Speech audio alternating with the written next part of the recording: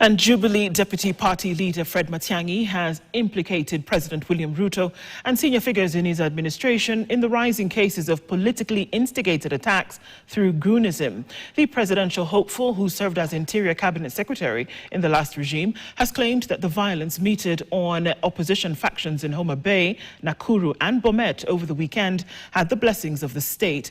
Addressing the press at the party headquarters in Nairobi, Matiangi has called on leaders and citizens to rise to the occasion and reverse the situation which threatens to tear the country apart. He argued that the current regime has already chosen violence as a tool of political survival. It's now abundantly clear that the president and his government have chosen violence as a weapon for political survival and as a weapon for political engagement. From the stoning incident in Mulot that affected my two vehicles, to the stoning incident in Nakuru Town West that affected DCP leaders, and then Salga, and then yesterday in Homa Bay. It's so clear to everyone that, one, there's a pattern to this.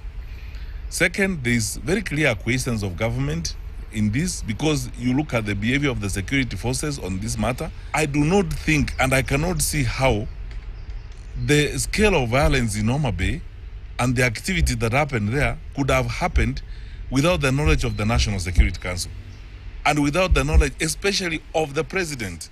We have now begun our final descension into anarchy as a country.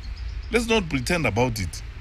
When you look at the scale of the structures, the pain and the losses in Homa Bay, we have begun our descension into chaos. And clearly, the president and his government have chosen that path. The government has decided to now begin, in addition to terrorizing opposition leaders. If you did not know, and some of my staffers are here, they will tell you, they began a new wave of digital terrorism against the opposition. They have acquired resources from some criminal groups in the nation country, and they are accessing social media accounts of opposition leaders. These days, we get trailed, and my staffers can bear me out. We get trailed by vehicles, I believe they belong to the state, with jammers. We stop to address rallies. Our Wi-Fi is interfered with. You cannot communicate. The question now for us as Kenyans is, how do we approach this and what are we going to do? So we are beyond condemning, beyond threatening, beyond asking for action. I think for me, beginning now, and I will consult with my colleagues in the opposition, we are going to have a retreat next week, and all Kenyans of goodwill, let us now engage our thoughts and minds on how are we going to deal with this government.